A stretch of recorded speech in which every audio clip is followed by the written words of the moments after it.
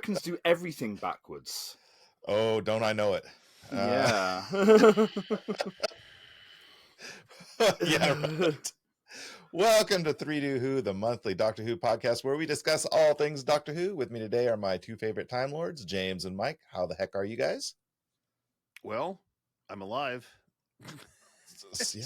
I woke up this morning. So I'm that's good. aspiring to that level. Okay. I think. Any day above ground is a good one, I guess. Yep. Yeah. Yeah. This really terrible timing because I've literally just received the email with the new trailer for season 2. So I was thinking of doing the really cruel thing and sending it to you guys so that we could do a reaction video. But then I remembered that would require you to edit the trailer in and then we get copyright strikes.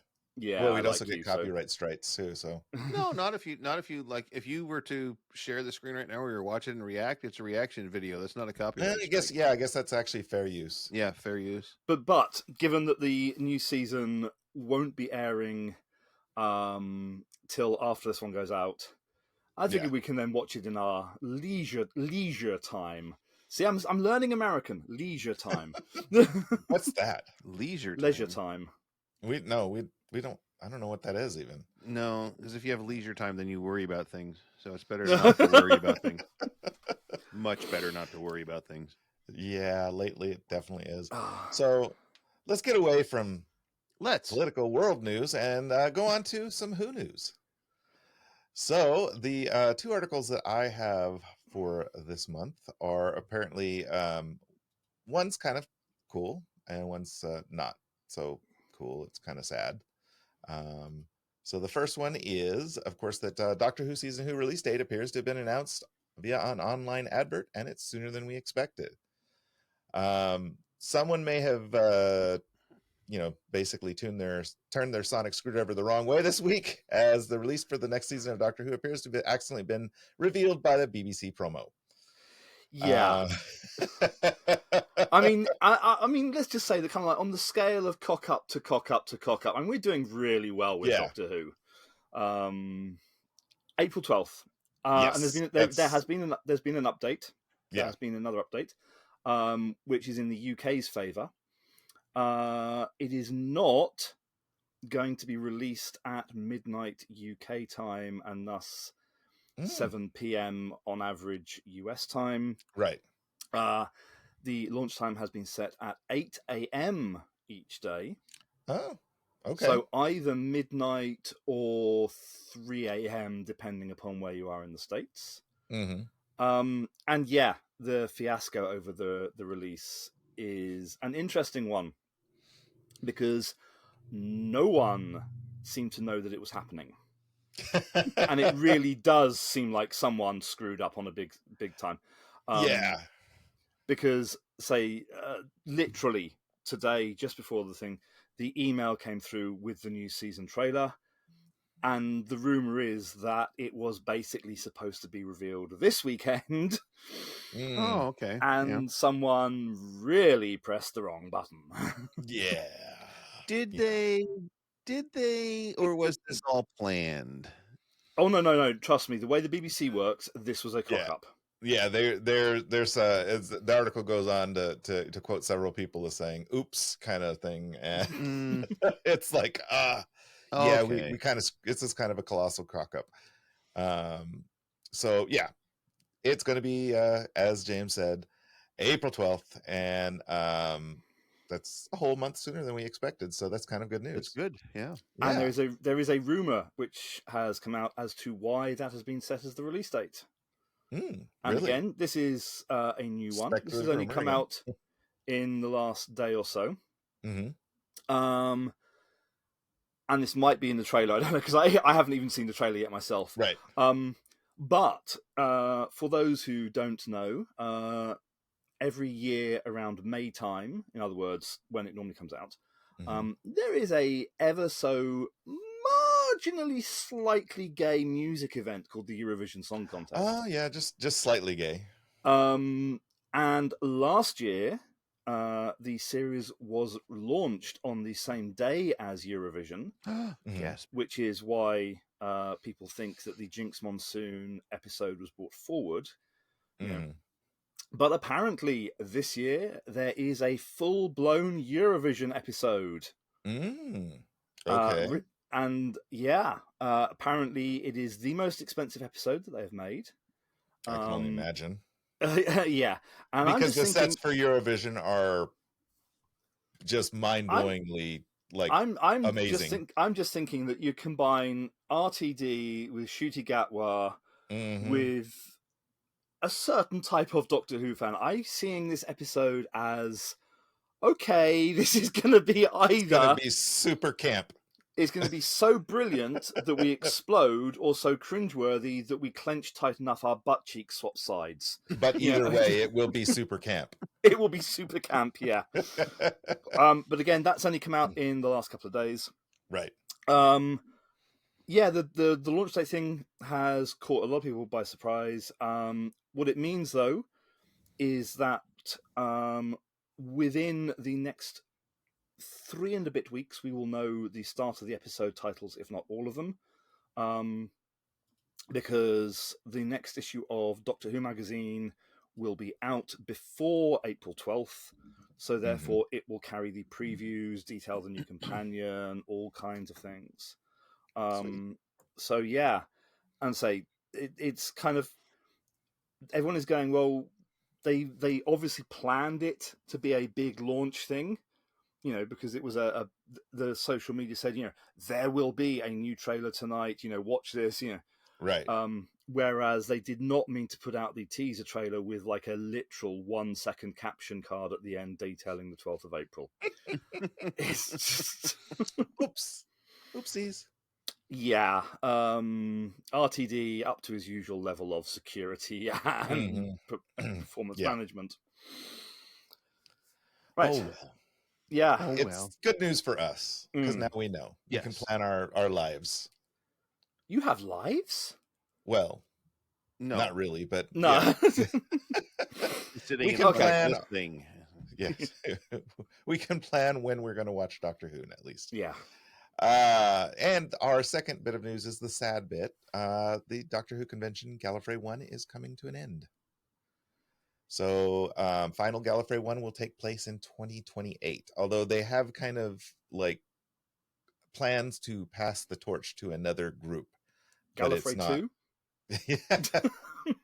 They have not said it's, but it says it may be the end of Gallifrey 1, but the moment is being prepared for by a new Showmasters LA event. So we'll see what that ends up being.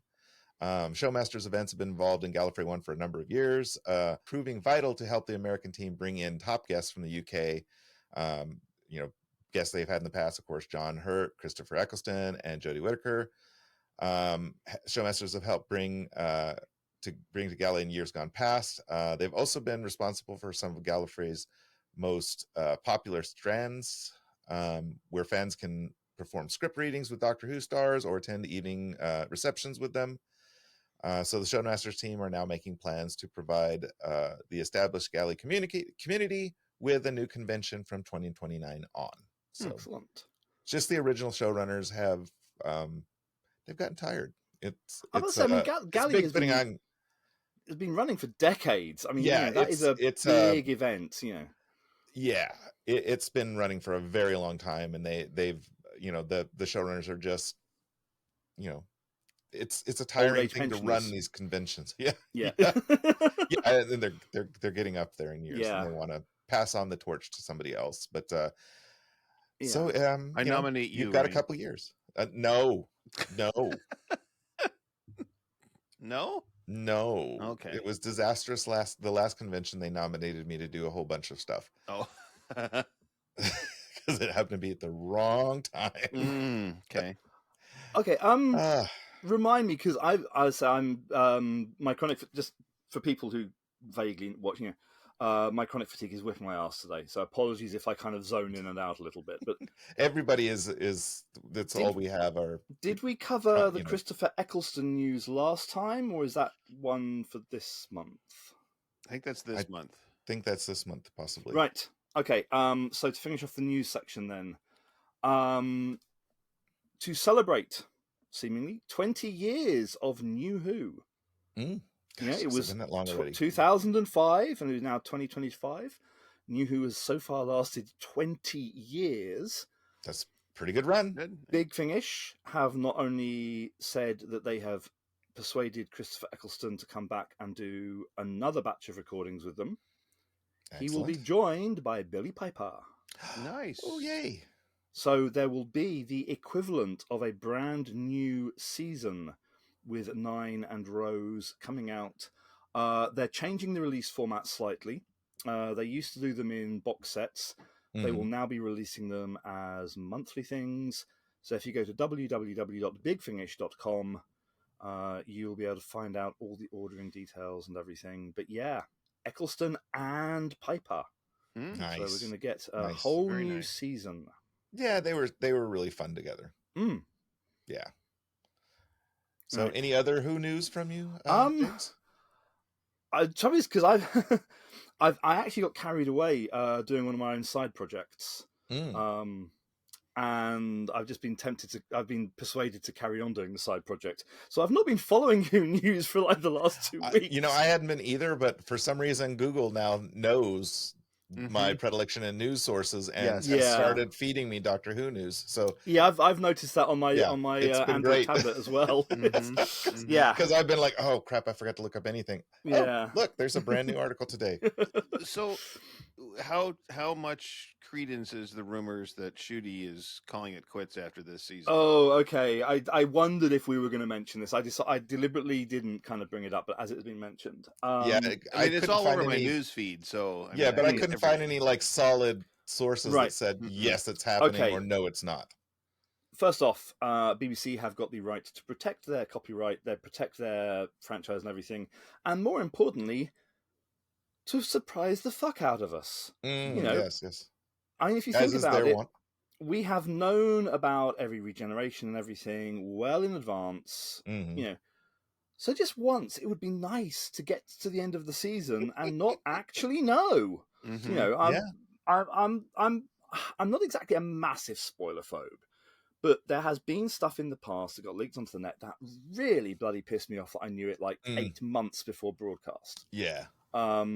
So I think the BBC, understandably, are playing things close to their chest. The rumor seems to have come from an anonymous source, which is always so reliable. Yes.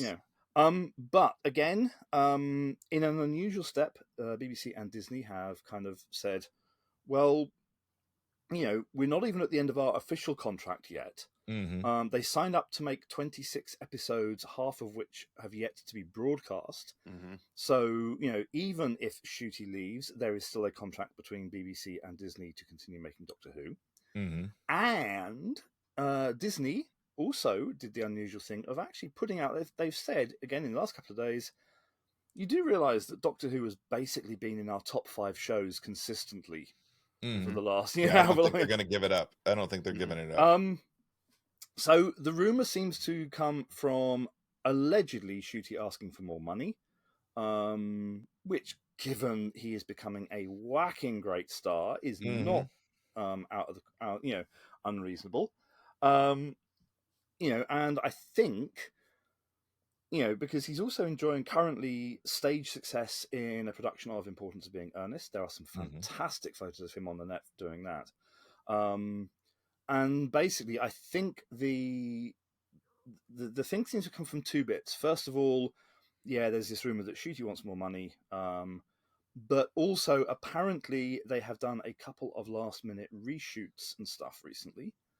But those in the know say, well, that's not unusual. We've been doing, we've done drop-ins right since, if you think about it, Matt Smith's first season, they had to film drop-ins for that, which they couldn't do until the release date had been confirmed. Right. So it could be that they are doing filming for drop-ins for release date specific things. And the other rumor that I heard, I'm hoping that this one is either very, very true or very, very not true, but it is not unheard of for the current production team to occasionally be a little bit political. And there is a rumor that basically, because they knew it would be going out in 2025, once a certain little country had their small-scale elections and everything, that they might be doing some drop-in stuff to kind of comment on the outcome of the election. That's very possible. Yeah, because if you remember back when 12 and Bill were traveling together, Bill even commented on, the Trump winning that election. So there is lots of reasons they could be doing the reshoots. And I think really we should kind of respect the BBC's decision not to publicize stuff in advance. Because, I want to get to the end of the season and I want my jaw to drop for once. Right. When instead of like, oh, this is what they were talking about. Yeah, I mean, the David Tennant return was leaked literally a year before it was broadcast. Oh, yeah. And that should have been the most jaw-dropping moment. Yes. But because people decided, oh, I know this, I'm going to put it all over the internet and I'm not going to put spoiler warnings on. It's like, yeah. So, yeah. But it also builds hype. It builds hype to leak these things. So because initially I heard that as he's Bill's type, and I thought, what, bloody Trump? No, it builds Bill's hype. Yeah, I worked it out second time. No, good old Bill. He's got a type. Oh, there's a combination that you never. Black is the new orange. Anyway, right.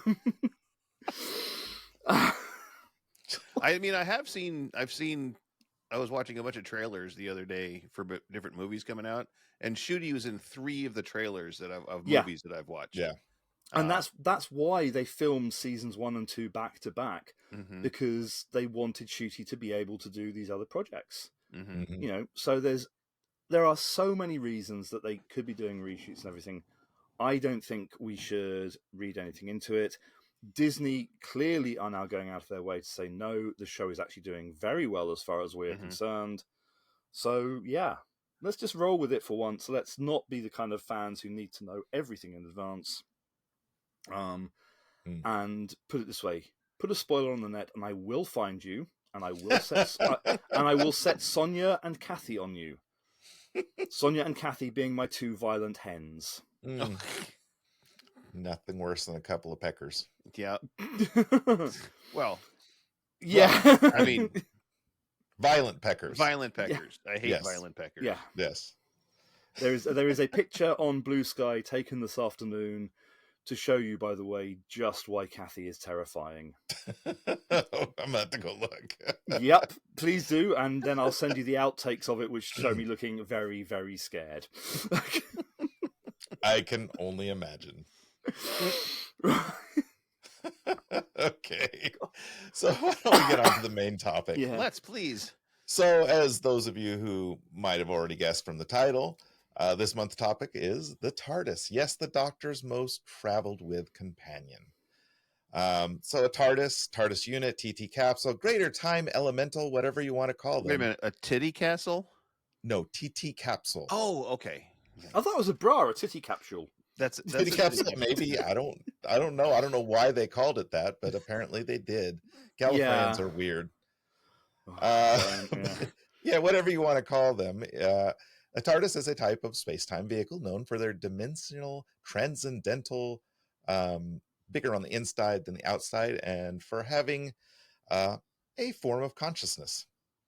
So a TARDIS is an incredibly complex organic machine. They are said to have been grown rather than constructed, and due to the level of their complexity of their construction, TARDISes have a degree of sentience and can take independent action. Some advanced TARDISes, such as Compassion, mentioned by James in last month's recording, are fully sentient beings in their own rights. TARDISes could even engage in psychic conversation with other TARDISes and also communicate feelings non-verbally to their passengers and companions. They even often mourn the death of their Time Lord pilots, often destroying themselves by flying off into a sun or hurtling themselves into the time vortex. The Fifth Doctor once claimed that there is an elephant's graveyard of TARDISes somewhere at the end of time. So, I mean, we've kind of seen that in Mm-hmm. later episodes. Mm-hmm. But the TARDIS, the Doctor's TARDIS's matrix, that's hard to say. The Doctor's TARDIS matrix was placed into the body of Idris, and she told him that all of the navigation problems that had plagued him throughout all of his travels was due to her taking him where he needed to go rather than just where he wanted to go. So, you know, they're incredibly complex characters in their own right, and I think that you know, think that we should give them a little bit of love. So that's where I'm going to leave off with my introduction to TARDISes, and let my co-hosts elaborate more about the best sci-fi vehicle ever created. So my one question that I have, and we'll talk about this, is the TARDISes are allegedly have this chameleon circuit that can make them appear as anything that they want to do, and we've seen other TARDISes appear as other. Yeah, the meddling monks, Yeah. the masters. Yeah, they've all appeared as different things. Right. My question is, if you are a rock on the beach, how do you get out of the TARDIS? Because if it, I mean, we know in our TARDIS, you open the door and you walk out. If you're a rock that's 2 foot by 2 foot, that's going to be a little. Well, I mean, the meddling monks was like that altar thing, and he had to crawl through a little tiny door at the bottom of it. It's like, come on. I mean, you know. It's a difficult one because I mean I've got my notes next to me. I mean I could have written kind of like, you know, essays about this. Yes, we know that. Yes. Yeah. I've kept it, but that condensed. Smaller on. They've dealt with this on the TV series a few times. Mm-hmm. By doing the really cunning thing of not showing us. Yes. So the Master's TARDIS regularly used to appear as a stone column. Mm-hmm. No idea why. That was never explained. And he basically just likes them slim and cylindrical. Mm-hmm. Yeah. Yes. He also appeared as a statue once too. Oh yeah, yeah. That mobilized actually. Yeah, and essentially, kind of, you saw the kind of Master disappear behind it, and then thanks to the miracle of split screen, he just never came out the other side. So that's how they do it, split screen. Yeah. The implication, and say trouble is it's changed massively over the years, is that it depends how the doorway is configured. Okay. Mm-hmm. Yep, when we had the Masters, when we had the Monk's TARDIS as the sarcophagus, then you physically had to get on your hands and knees and crawl through the hole in the side of it. Mm-hmm. They should have opened the lid and kind of gone down steps or right? something. Yeah. Like makes sense. Yes. Probably they weren't allowed to do that. I'm actually thinking more that kind of like they couldn't have built steps. It was the BBC in the 60s. Well, yeah, and the budget back then was rather small. Yes. You then go forward to the Capaldi episode Flatline, where the dimensions of the TARDIS are pissed around with accidentally, and basically Capaldi cannot leave the TARDIS because the doorway is now too small to get through. Right. Which is actually one of my favorite episodes because the Addams Family joke makes it brilliant. Yes. Yes. The other implication, the thing that's happened, which I'll go into in more detail, is the doors will open and you will merely emerge very small. Well, see, one of the things I've always wondered is how the hell did he get Bessie out of the TARDIS? Bessie was never in there. Well, he obviously traveled with Bessie at some point. No, the TARDIS went in the backseat of Bessie. It was the other way around. Well, he did get a motorcycle out those doors, though, and there's absolutely no way in hell you could have gotten a motorcycle out of those doors. Right. I've got some comments on that in my note because it's going to get even worse. It's going to get so much worse. You didn't see the trailer hitch on the back of the TARDIS? Trailer hitch on the TARDIS. For the car trailer, yeah. Just going along. Well, so my other discussion is the TARDIS always materializes upright. No, not always. Not always. I'm saying, yeah, most of the time. The 2 times that I can recall that it didn't was one, of course, when Matt Smith had to climb out awkwardly, and he mentioned that the pool, that was a crash. Yes, it was a crash, which brings up the fact that if it's materializing and rematerializing, because as we all know, it actually exists in all times and all places at the same time. That's the whole what the TARDIS does. So it's just materializing where it wants to or needs to at the moment. Now, they also say that it's a spaceship, which means it physically flies through space. But if it's flying through space and it exists in all times and all dimensions at the same time, why does it have to fly through space? That's just another question. But the thing that I thought was funniest about Matt Smith, a backup. I know it's a plot device. My thing that he says that the pool overflowed. Now, I'm not sure whether he meant the pool overflowed and that caused the crash, or the pool overflowed because of the crash.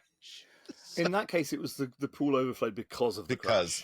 Because of so much energy from the regeneration, it kind of caused the TARDIS to go haywire. But you do bring up a genuine, again, the trouble is we're talking about a 62-year-old series now. Right, yes. That has been retconned so many times. Yeah. Yes. We have seen the TARDIS at an angle. We've seen it flat on its side. And yeah, given that there is a swimming pool in there, it does not bear thinking about. The explanation that one of my friends suggested at one point was, again, it is down to the configuration of the doors, which I shall mention in a bit. Yeah. And that sometimes it is just the control room that gets altered rather than the rest of the interior, so that you are orientated the right way to leave the ship, and that basically the rest of the ship is still somehow elsewhere. But yeah. Well, I mean, if it's dimensionally transcendental, it exists everywhere. Yeah, the inside could be in any configuration. I mean, think MC Escher type, Right. Yeah. And of course, the fugitive doctor buried theirs in order to keep it secret while they were in self-imposed exile. But again, I bring up, and it's retcon, and I know this, but if it's got a perception filter, which makes people think that it's supposed to normally be there, but everybody sees it. and only some people can hear it. And some people can't hear it, but somebody 4 miles away can go, "Oh, the doctor's here." Okay. And run to where they are. The standard get out clause for that is some people are naturally more time sensitive than others, therefore they can kind of subconsciously pick things up. Well, especially Doctor's past companions. Right. They can hear it because, of course, they've traveled in the TARDIS. Right. Same as why they still are able to speak to aliens, and in the case when of the TARDIS isn't there. Yes. In the case of like Sarah Jane, I mean, she retained all of her abilities basically from her traveling with the Doctor. Yeah. I mean, as I say, it is always being retcon. I mean, the number of I actually ran out of ability to work out how many things had been retconned about. Oh God, TARDIS. no! I don't imagine that you could any one person could in a short amount of time. Yeah. Well, researching out for this, it's like I went down a rabbit hole for at least 8 hours reading all about the TARDIS, and the fact that I love that Sarah Jane actually has a full schematic of the TARDIS in her possession, which is amazing to me, because how do you schematicize something that exists in all dimensions? Something that is sometimes infinitely large. Yeah. Yes. Well, she also had K9 and Mr. Smith, so two very powerful computers at her disposal to store something like that. Yes. It's on psychic paper, so she can reorientate the dimensions of it as and when needed. Oh, psychic paper! I love psychic paper, but that's another episode. That's another great plot device. Yeah, Deus Ex plot device. I love the TARDIS. I mean, I've got TARDIS things all over my house. I've got, I mean, and now it's way more recognizable for Doctor Who than it is actual police box in. Well, Doctor Who owns the copyright of it now. Yeah. So, which is amazing. Yeah. Which is why you see very few knockoff police box things that are in any way accurate to the original. Mm-hmm. So I'm looking at the knockoff police box bird box I have on my shelf and comparing it to the authentic BBC police box next to it, and it's just like they're not a lot of actual no. I think the police box it's they can't ever not have it now. The Doctor's Time Machine always has to be the police box. There's just no way. It's the running gag of him just being too lazy to fix the chameleon circuit. But no, he's tried several times, and even there was an episode where he says, "I'm giving up trying to fix it because it's just futile." Yeah, and I think it's just him being lazy. I think he could if he wanted to. He's got so many more things to worry about. Daleks, he's just got other things going on. Yeah, that's minimal. Anyway, the other thing too is I tried to buy TARDIS blue paint once. It's just a shade off because, as you said, BBC owns the copyright to it. They've even copyrighted the color. Mm-hmm. So that shade is not available except for the BBC. Wow. Yeah. I didn't know it had gone that far. I genuinely didn't know it had gone that far. Yep. Yeah. It's hard to get that exact color. Mm-hmm. Anyway, I wish I had a TARDIS so I could go anywhere, anytime, and. I mean, it is the best spaceship in all of sci-fi, and the best plot device ever. True. Yeah. Vroop, or Vraup, or however this is. So, trivia question for you guys: do you know how that sound was made and the Foley? Oh, the key on the piano wire. Yes. The key on the piano wire, and then refiltered, sped up, slowed down, and then re-overlaid. It was amazing. And done on 1963 technology that was owned by the BBC. So it was thus probably 1953 technology. It was probably 4 $9.99 cassette recorders lined up next to each other with microphones pointed at the wires. Anyway, that's my take on the TARDIS. And say my notes start with pretty much what you said. Best plot device ever. Oh yeah. I mean, you couldn't ask for a better. A better ship for somebody like the Doctor to travel in. And we're 62 years into Doctor Who. The TARDIS has only not been in stories literally a handful of times. Mm-hmm. It's the only thing that's been in there. So, the thought of even trying to kind of get everything in, because over the years it has done everything. And then in the following story, it's forgotten what it's been able to do because the plot required it not to be able to do that. Mm-hmm. One of my side projects I'm doing at the moment is about stories that were never made. And in what is actually the earliest story that was never made, one called The Masters of Luxor, the plan was it would be revealed that the TARDIS... Oh, Americans are going to hate this. The TARDIS was solar powered. Well, kind of. I mean, Eye of Harmony is supposed to have been the black hole. Yeah. So it was a sun at one point. Yes. and even better, long before RTD did it with the taxi chase and kind of everything else. In that story, bearing in mind this was supposed to be done with 1963 technology and everything, the TARDIS was supposed to be able to fly around and hover and basically act like a pilotable spaceship as well as a time ship. Right. Mm-hmm. Yeah. It's I mean, these days we kind of, we've got the standing sets and everything, and they're huge. They are, they take up literally one of the sound stages at the Badwell Studios. the early kind of series up to about 1982 or so.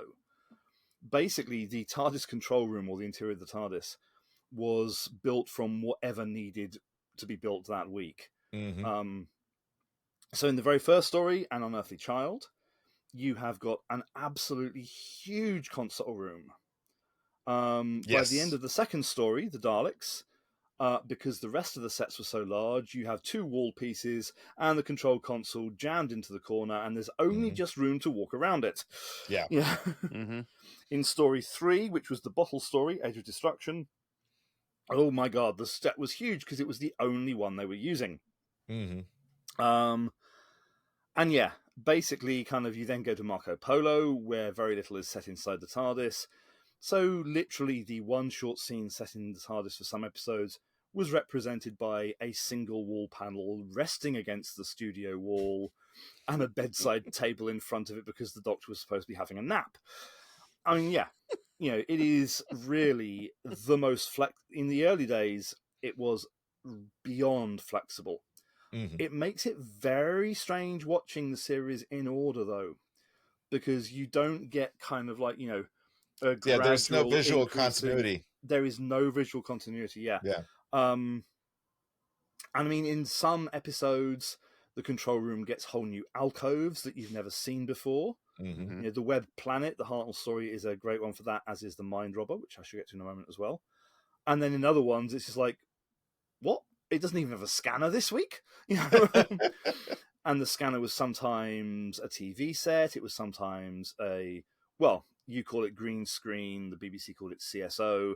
But basically, it was blue screen, kind of a bit of felt on the wall, which they dubbed the image into. Yeah, in the Fourth Doctor's auxiliary control room, the scanner was a mirror. No. That was a shaving. That was literally a shaving mirror. I know it was a shaving mirror, but no. That was his shaving mirror. The scanner was on the wall. Yeah. Oh, he just used it to look at the scanner, so he didn't have to turn around. Okay, I gotcha. Yeah. And yeah, one big rumor, which, if you watch the series carefully, can be laid to rest. That wooden control room was only in it for a short space of time. Thank God. The rumor was that it warped in storage, which is why it was never used again, and they reverted back to the familiar white one. Thank goodness. That is easily disprovable by the fact, if you watch the episodes where it's kind of been replaced by the white one, actually a lot of the wall pieces are the wooden ones painted white. The real reason was the directors hated it. It was ugly. It really is the ugliest TARDIS console room, I think, of all of the TARDIS console rooms. It was cheap. It was kind of tatty looking. I really did not like it. I wasn't a fan of Whittaker's organic looking interior. Still better than the brown TARDIS room. I really love that because it was organic looking and it looked like it had been grown. Yeah. Well, so did the tents. I mean, tents. But that then really brings up cool. a really awkward point, and we're getting into the first of the retcons here. The idea that TARDISes are grown is a relatively new one. That cropped up in the Wilderness years. Initially, the Doctor claimed to have built the TARDIS. Yes. Which does make it rather awkward, because when you've got things like the Mind Robber, where there are bits of the TARDIS that have been built, but he has no idea what they're going to do, it's either very bad senile dementia or... Well, and so some of the information I read also said that a lot of times the Doctor claiming to have built it was just to impress his companions. Yeah. Because it's in other episodes he says he stole it. So it is really the TARDIS. I say, don't get me wrong, I absolutely love the TARDIS. I think it is gorgeous. I think it is a brilliant conceit and everything. But it does suffer the same problem that you've got in things like Star Trek with the Enterprise, Blake 7 with the Liberator and then the Scorpio. Its capabilities are, what does the plot need this week? So in a Hartnell one, it clearly states that the computers need, I think it was 11 minutes to recalibrate between landing and taking off again. Yeah, that was only ever in that one story. And, it's very interesting as well. You compare the classic series to the modern one. And yeah, with the Doctor saying, "Oh yeah, in the Day of the Moon, Impossible Astronaut, when he has it in invisible mode, and he says, so can I stay in that mode for a brief period of time?" Mm-hmm. Well, actually, in one Troughton story, one Second Doctor story, it stays invisible for about 2 months, or however long you think the story lasts for. Right. That one is a difficult one to work out, really is. And yeah, let's say kind of like you've got an ability to kind of jump time tracks, which means that you can wander around and see potential futures but not be seen or heard by anyone else. So that's the Space Museum. That's a Hartnell one. Pertwee, it was revealed that you could then, and again, this goes back to the Doors thing, you could get the console out of the TARDIS and work on it in a laboratory. And strangely enough, yeah, we never saw that happen. We saw it outside the police box shell, but we never saw the physical how they got it through the doors. Right. The Pertwee era, though, did dispel one really interesting thing, or it kind of. What color is the TARDIS control room? Well, it depends on which Doctor. So, if you were to watch the black and white ones, what color would you say it was? Silver. I would have said probably grays and silvers, and it's green. Because white and grey don't look good on a black and white BBC camera. Yeah, that's true. Yeah. So actually, the entire set and the console is a light shade of green, not dissimilar to your current backdrop. And when in Inferno, you actually see it out of the police box shell, you can see how green it really is. It's only once the series goes into colour and they kind of, they start doing more TARDIS stories again, that it becomes the familiar off-white, grey kind of colour. Right. In an awful lot of the Hartnell stories, the floor of the TARDIS control room was a deep blue. Yeah, because it gives a nice, like, dark... Yeah. And dark color on black and white. Basically, there are lots of colour photos of Hartnell posing in the TARDIS. So we can kind of see what colour things actually were. Yeah, I mean, it's a kind of, it's indestructible, except, of course, when it needs to be destroyed, or the power drained away from it. Yeah, or that's one of the things that always got me is like in the new era, when the Doctor hooks that was it the extrapolator or whatever up to it? Yeah, and that gives it shields that are. I thought all TARDISes had shields. Right, it can't be stolen unless it's stolen by the Daleks or the... Like, why would you need to hook this thing up to give it shields? Because it already it's already been designed to be a battleship, basically. Well, not so much, but it can be a battleship. In the extended universe, there are actually specific types of TARDIS, and there is a thing called a war TARDIS. Yeah, I remember from the War Doctor book that. Oh God, I believe you got me. Yeah, they predate the War Doctor by decades. Wow. The War TARDISes, they're in the audios from the early 2000s. They're in the comic strips. They're all over the place. And it will even kind of fly on forever until it seemingly randomly runs out of fuel when the plot needs a reason to go to a particular planet. True. We've seen it kind of randomly, seemingly land on its side in the Ice Warriors. In Castrovalva, Tegan managed to park it at an angle. Any comments that you wish to make about women drivers, edit them out now. And the big thing as well is, along with the interior being very variable, in the early years, the sound it made was very different. If you actually watch the first two seasons, the first two Hartnell ones, it's not until near the end of the second season that the sound, the warp sound, actually becomes established as the definitive landing sound. It has all kinds of other ones. It lands silently. It kind of, In some stories, it doesn't even fade in and out. It just literally pops into existence and pops out again. Yeah, I mean, it's just, Well, we all know what the sound is. He keeps forgetting to take the parking brake off. Mm-hmm. Except that every other TARDIS makes that fucking sound. I still thought it was funny. Oh yeah, I think that was just him being jokey. Probably, his character. Yes. And if you want the most bizarre mental image, okay, going back to, again, stories that were, for whatever reason, not made. There was one from the mid-'80s, which, through a plot line which I have tried to follow because it's been released by Big Finish, it is a baffling story. It really is.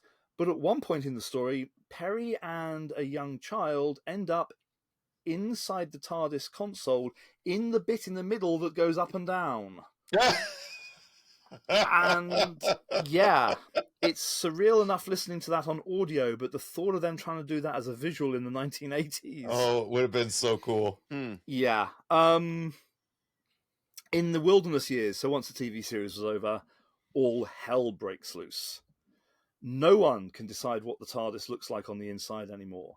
When I was doing the talking books for my YouTube channel of the first 7 or 8 of them, I realised, because I was doing them kind of quite quickly after each other, that basically the TARDIS interior is being described differently by every author. And you can tell which authors like which TARDISes because that's the one they describe. Right, and then you've got the weird interiors like the 8th Doctor's. Oh, McGann's H.G. Wells inspired, Jules Verne inspired, yeah. Which again, when the EDAs, the 8th Doctor Adventure books are there, that changes massively as well, especially when the TARDIS is destroyed and ends up as a female. And at some point, I will do a special reading for this podcast of the description of how the Doctor and his companions enter compassion. Are we going to have to rate this one X? We're going to have to rate this one WTF. Yeah. So yeah. Do they just run around and around and around until they're all in? I will dig it out at some point, and I will do it as a bonus thing because I couldn't bring myself to do it today because, quite frankly, I had such a long list of other things. The TARDIS in the Wilderness Years has escape pods. Okay. Yeah. I remember the TV movie, the McGann thing. I remember one of the Doctors talking about the escape pods at some point, and I thought, escape pods? Why would it need an escape pod? Of course, why does it need to flee when there's danger and leave the Doctor stranded? But hey, yeah. Now, the one thing, again, the kind of the science fiction trope, and again, Star Trek guilty of it and everything like that, so I'm not picking everybody on, is, yeah, is that basically every so often the TARDIS has to be destroyed. Yes. I mean, we've seen it throughout the entire run. And I mean, in the classic series, it only happened really once when it was kind of split up and segmented underground in a planet. In the 7th Doctor New Adventures, the TARDIS accidentally took them to a parallel timeline. It got dumped into a tar pit, but thankfully, the Doctor from that parallel timeline was dead, so the Doctor nicked his TARDIS to get back into ours. But the Silurians eventually brought it back for him. In the EDAs, the TARDIS basically all but blows up, and it's an excuse to strand the Doctor on Earth for 100 years whilst it regrows. So this is where we get the kind of the whole growing thing from. Right. And then, okay, are you ready to clench? Okay. In an unmade, I'd say, because my side project at the moment is looking at the unmade stuff, I got reminded recently that before the McGann movie, there were lots of attempts to get the TV movie off the ground. Mm-hmm. And in one of them, the TARDIS would have spoken and been able to rap. Oh, thank God. Wow. That'll come in handy at Christmas time. All those presents, the TARDIS can wrap them for me. No, yes. I think you meant the other kind of wrapping. The other kind of wrapping. Yeah. Okay. The comic strips blew the TARDIS up, which meant that the Doctor lived on Earth with a family for a while. Yeah, this idea that in Joy to the World, the Doctor says, he's never lived on Earth day by day. Bullshit. No, it's BS. I mean, that's obvious from episode 1 that he's lived on Earth for some time. Let me get to New Who, and finally they decide that when you open the doors, you see out into the real world, and that they are. In the classic run, it varied from story to story, depending upon which director it was. And in the end, the producer, John Nathan Turner, got so pissed off with people wanting to know why sometimes it was and sometimes it wasn't. He had the doors redesigned so that you could never see out. Mm-hmm. And the directors were under orders, you do not shoot out through the doors. That is to remain a mystery from now on. Fair enough. Which is just as well, because in one of the Big Finish audios, again, it's done kind of in the audio equivalent of off camera, which is a lovely joke. The Doctor basically has to get a mammoth in and out of the TARDIS. Mm-hmm. Well, with the big things, I'm wondering, couldn't you just materialize around them? Yeah. Because we know the TARDIS can do that. Yes. Yeah. I mean, TARDISes have landed inside other TARDISes. Mm-hmm. And they've materialized around people. Right. Yeah. I think really the summary is that, it is an absolutely gorgeous design. It is one of the best things that could happen to the show. I'm so glad they didn't go with their original thoughts as well, which is have a different prop each week. Yeah. They toyed with the idea of having a magic door, which you could just go into, but I am so glad they went with the police box. Yeah, because it's not a character.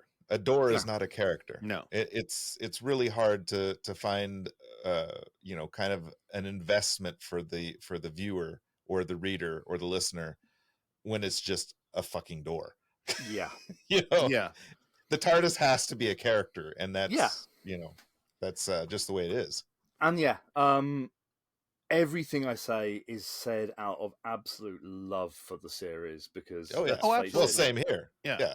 And any show that can take something that the police literally own and say, we're going to steal that from ours. you, and it's ours. Yeah, we're going to steal it, and you're going to end up having to pay us to use its image. Yeah, it's just I actually do love that. Only the BBC. Oh, and one final thing before I move on to kind of like the other bit. Police boxes, the real things, are not wooden. No. They are concrete. Yes, I know this because guess who took me to one of the few remaining ones? There is a heartbreaking piece of footage from the 70s when the police boxes were being phased out, of the police boxes being demolished, and basically them having to use lump hammers to smash the concrete to bits. Yeah. It is only in the books that the TARDIS is claimed to be wooden. Right. And believe me, if you ever want an extended length podcast, that's when we get into the realms of what the books think about Doctor Who and the TARDIS, and not just the TV series. Yeah. I do like the fact that in the modern era, the TARDIS regenerates when the Doctor regenerates.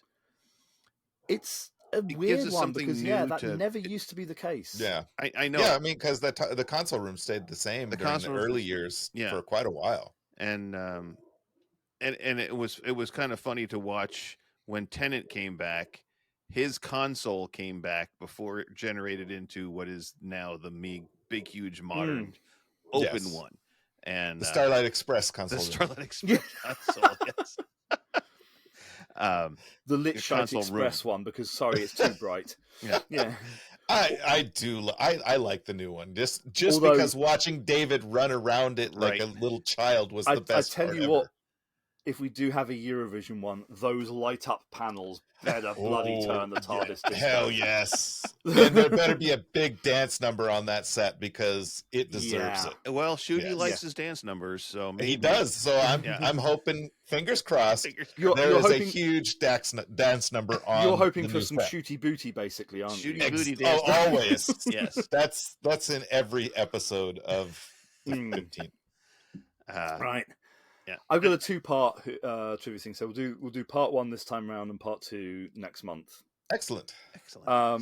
Because I thought this was going to be really easy to put together, which is why I had the idea for it, and then it turned out to be, oh shit, this is a lot. Yeah. Oh yeah. Never think something is going to be easy because you've cursed yourself. Yeah. Because I was trying to think, Doctor Who's now been on the air for New Who for 20 years. It was supposed to come back, it was announced to come back 22 years ago. Mm-hmm. And I thought, well, kind of, how much has happened in the real world in those 22 years, whatever. Oof.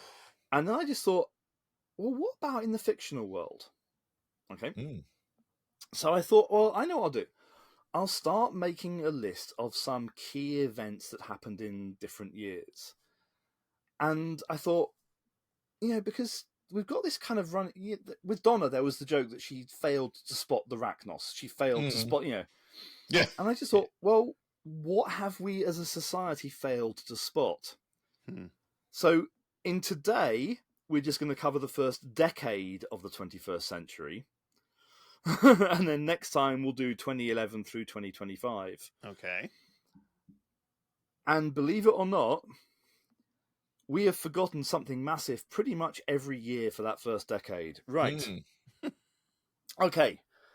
So the year 2000, I decided not to do the obvious one. I've gone to the Mind Robber, which just is the one that inspired this because I was looking at the TARDIS stuff for that. In the year 2000, according to the Mind Robber, we should all have been getting our news from the Hourly Telepress, which was a global news source which carried the comic strip which featured the character The Carcass. Oh, yeah. Yeah, so say kind of, okay, we can pretend there was a news channel called Hourly Telepress, whatever. We can just about let that one under the radar. Unfortunately, in the book Grave Matter, it's clearly stated that in the year 2000, we as a civilization are bringing things back from the outer planets of the solar system. Yeah, and say kind of that's going to be referred to a bit more in the second part of this next month. Right. Okay. In 2001, in the audio story Animal, a 1 kilometer wide spaceship hovered over the southeast of England and tried to kill all the meat eaters. Okay. Yeah. Okay. In 2002, apparently, and of course this would never ever happen in the real world, apparently there was the rise of a far right-wing political party. Yeah. It was called the New Britannia Party. And there were riots and all kinds of all kinds of things. But thankfully, it turned out that things were made worse by the presence of an alien, and the Seventh Doctor and Ace were able to stop it. That one is in an audio story called The Fearmonger, which is on Spotify. And if you think that is bad, and if you think England is the only one to forget things, do you remember that in 2003, part of the states broke away to form its own country called Malbagolia? I didn't remember that. No. That is in the Big Finish story called Minuet in Hell, which again is available on Spotify. But thankfully, not only were the Eighth Doctor and Charlie Pollard there. Well, in 2003, I dread to think what age he was, but the Brigadier also helped out. OAP help is still good help, apparently. Yeah, and given the outfits that Charlie ended up in that one, which again I must stress, audio only, probably would have triggered a heart attack in the Brigadier. Do the words Hellfire? Do the words Hellfire Club mean anything to you? Mm-hmm. Oh, yes. Yes, basically Charlie ended up in a modern day revival of the Hellfire Club in the full sex worker outfits. Okay, the only year in that first decade I struggled with was 2004. 2004 seems to be the only year where there wasn't a major attack on the Earth. Are you ready for this, though? We were attacked by sentient maths. We basically maths. Yes, I'm waiting for that to sink in. Yeah. Across the history of Doctor Who, we have had sentient sounds, we have sentient smells, we've now had sentient maths. Mm-hmm. That is in a book called The Algebra of Ice. It's a very strange one. It's quite a touching one, actually. Right.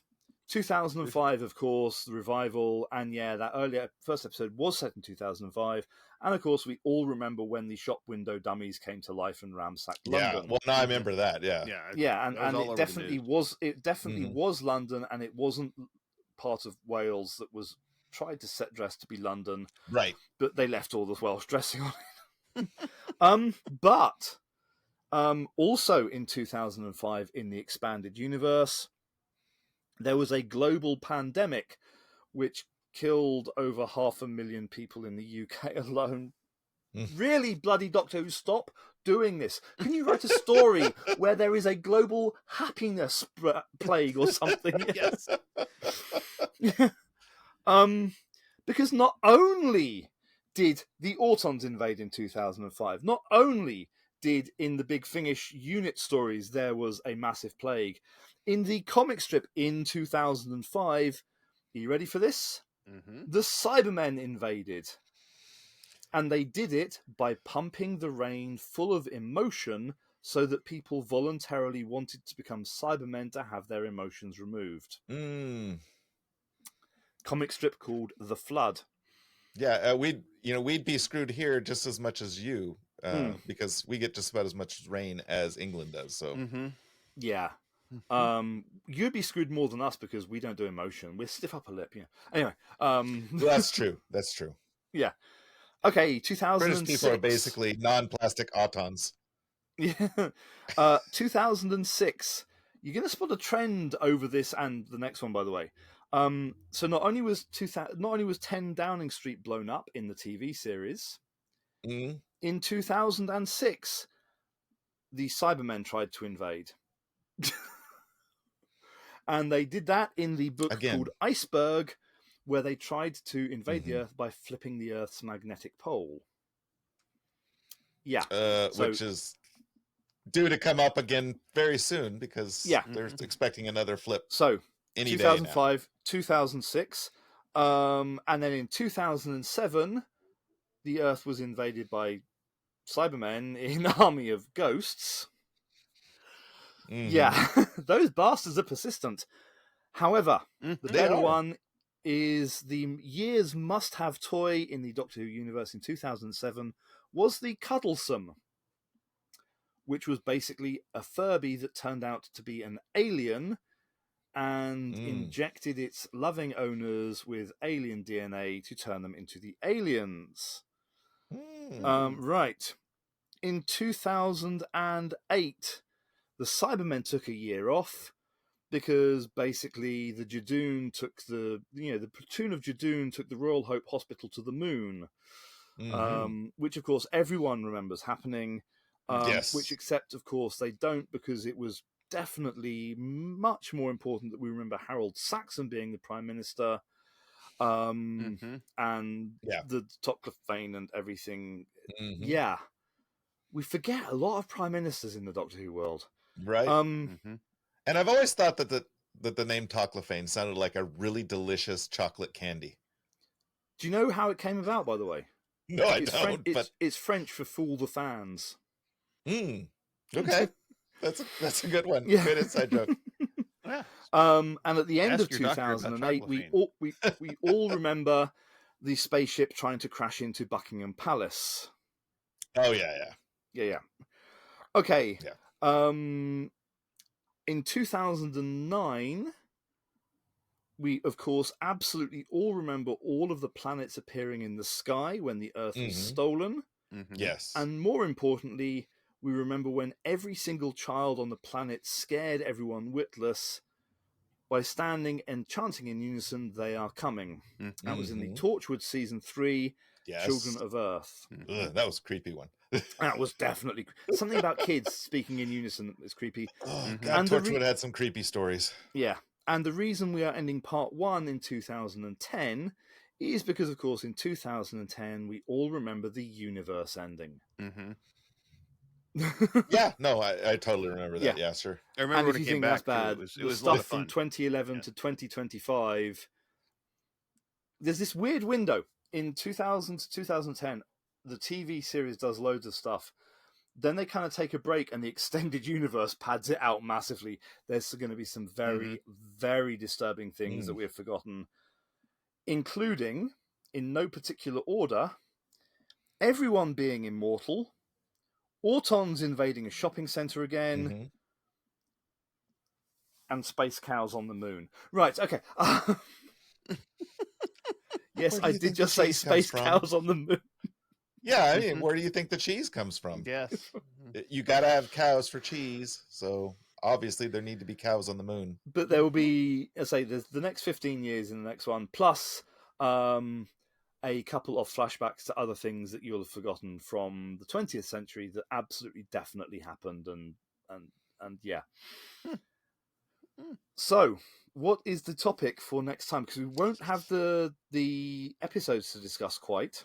So yeah, so again, I have waited till the last minute to try and think of one, and your little trivia spot just kind of sparked an idea. Let's talk about the Torchwood Institute on the next episode. Yes. I've been waiting for this one for a while. I'm surprised we haven't done it, because I mean, there is been on my list. absolutely nothing remotely gay about Torchwood at all. Well, except for Jack, Yanto, Owen sometimes, and every other character that has been every other character, since. Yeah, Gwen. So even kind of Reese. I think Reese was a little bit. There's an expression that Alex and I have, which originated in a sitcom, is, well, we reckon he'd help out if there was a rush. Yeah. Yes. I know which sitcom that's from as well. Yes. So, okay, Torchwood is going to be. That'll be an interesting one. Yeah, no, it's a fun one. It's probably one of the better Doctor Who spinoffs that have made it to television. Do we want? I'll ask you a question off camera. So as not to kind of give anything away. Spoilers. Darling. Spoilers. Yes. Yes. Okay, with that, thanks for joining us on another journey through time and space with the Doctor. Remember, you can support the show by liking and subscribing on YouTube or subscribing on Buzzsprout for as little as $3 a month. You can send us an email at 3dowho@gmail.com or a text from 3dowho.buzzsprout.com. The link is at the top of every episode show notes. Follow us on Blue Sky, 3dowho.bluesky.social, and on the Facebook if you're still patronizing that idiot like guy. Yeah. Yes. So, other than that, what say you guys? Thanks for joining us, everybody. Hope to have you tune in next time and hear something about more stuff. And for me, it's in the spirit of the TARDIS. Big things come in small packages, and it's what you do with them that matters. Multum and Parvo. Right. And remember, this episode is longer on the inside than it is on the outside. Much longer. All right. Bye, everyone. Bye.